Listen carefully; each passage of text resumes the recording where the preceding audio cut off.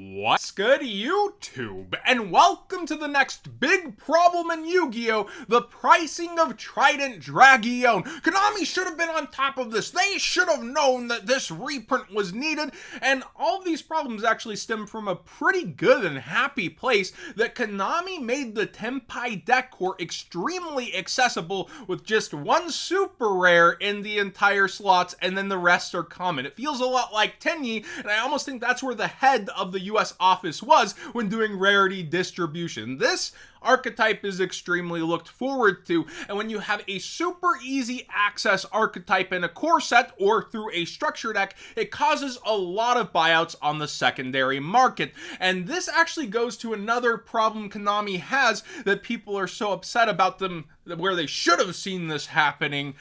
They have too many products in general lately. Ruxin has brought that up, I brought it up. They have so many different reprint sets and sets to buy that it does feel like this should have had a place, and it's popular in Edison too, but Konami doesn't really officially support those past formats too much within products. We're getting a reprint of Light of Destruction as a whole, yet we still haven't seen a reprint of Substitute, for example, even though it came off of a ban list. So when it comes to Trident Dragion and its timing, let's look at the timeline.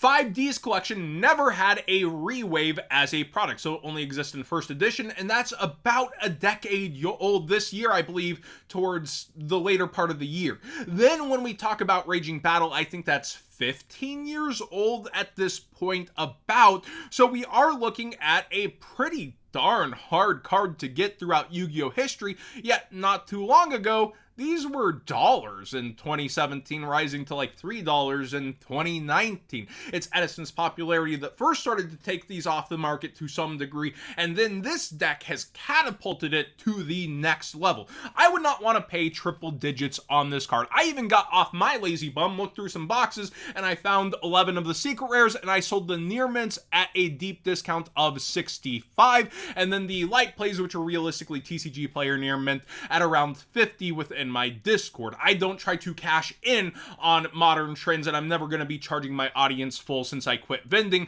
but I did want to hook some people up. I limited it to 2 per person in my Discord. That being said, not everybody's going to have mountains of bulk to have their own Trident Dragion, / they're not going to be able to ask a friend, which is what really got people riled up when in a Konami video they addressed this card saying, ask a friend or look through your bulk. That really set them off. I gotta say though, for once again, all of this stems from a pretty good place of Konami really hooking up the player base and making something that's extremely wanted easy access. This still would have gone up otherwise, but I feel like it wouldn't have gone up as much if the deck wasn't as easy access as it was. So I want to give Konami a little round of applause before tearing into them. They are very interested in their secondary market, and also their reprint cycles can be pretty slow to pan out. A lot of people are saying Konami's not interested in the secondary market again. I'm tired of these arguments, and they're just not true.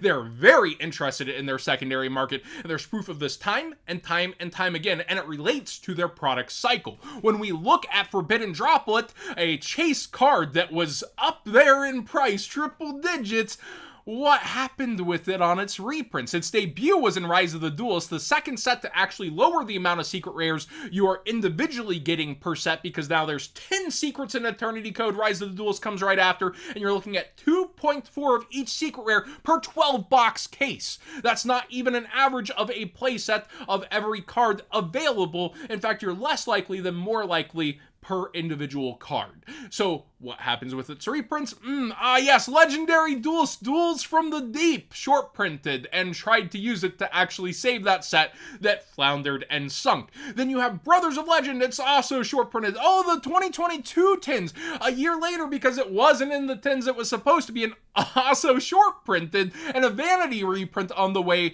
in the Ultimate Rare. Then it's finally about time to let people go ahead and have theirs in the 25th anniversary collection, where people are trying to say Konami doesn't care about the market because of these sets, the sets that are printing cards that at newest are over a year old, and it's about their time to be in the reprint cycle anyways, and for Konami to cash in. Like Photon Hypernova and Rarity Collection 2 is the newest set, and it's about a year and a half old, right? So when it comes down to it, Konami is very aware what they're doing with Rarity Collection, so people also try to point to the entire health of the secondary market, and that's not gonna do it. Like, Konami cares about the product cycle and cashing in on its secondary market there, and that's what Rarity Collection does as well, but at a better compromise with the entire player base, maybe not the collector base as much, but it's still Konami cashing in on their secondary market and working with Rarities to do so.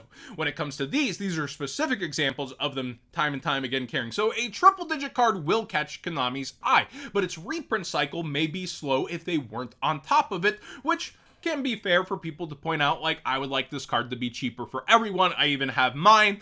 It's not about me, it's about other people to argue. That is a fine place to put. You have so many rarity sets, and you can't hold back a few slots last second and print it a little later and not just have it ready on the sidelines. Well, remember all our complaints about quality control? Well, you would hope that that extra time would also give extra quality control, but it's not always the case. But they could hang back there a little more and save emergency slots like that. They just don't, and it's probably better for the production cycle as a whole that they don't. So with these too many sets, where does this end up? An OTS pack where it's too late, a reprint somewhere in a set that they haven't fully gone through the set list yet. It's likely one of those answers. And it's probably going to be sometime, unless they already had it in the reprint cycle, knowing it was around the corner and they surprise us a little.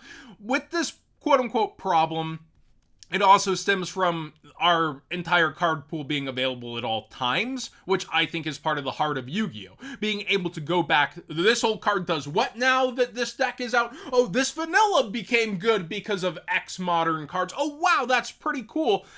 I think that when we look at the entire pool of Yu-Gi-Oh! Cards being available, some modern players don't care about that history of the game, and they just look at the access of the cards, while it does keep a lot of people in long term, and they find it really cool that this card they used to use became useful somewhere else. That's, I think, part of the heart of Yu-Gi-Oh! And I think that's a good thing when it comes down to it.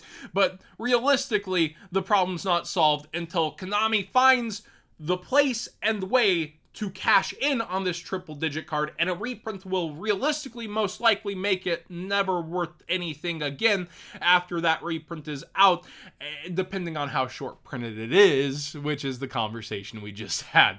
But yeah, that's realistically where we're at with the problem versus solution. And again, the huge arguments on Konami not caring about its secondary market. Why do you think the top cards are always short print? It's not just because of tournament representation, it's for the actual value of product, which goes back into the secondary market. Yeah, the estimated value pulled, the price of the product, and the supply, all controlled with rarity distribution, which is also part of supply by Konami. Konami by far has the most ability with supply, which is why people are a little upsetty spaghetti here. But again, I don't fully hold Konami at fault for not being on top of this one, but I do hold them accountable on, yeah, you do have the power of supply here, and you should probably get to work on that. Thanks for watching today's video. What do you think of Trident Dragion? It's been a fun one to watch overall, actually, just from the memes to the actual takes to the a bit annoying arguments, but I feel like, again, it actually stems from one of the few good moves Konami makes here and there, Tenpai being extremely accessible, and I don't think the player base is ever fully happy.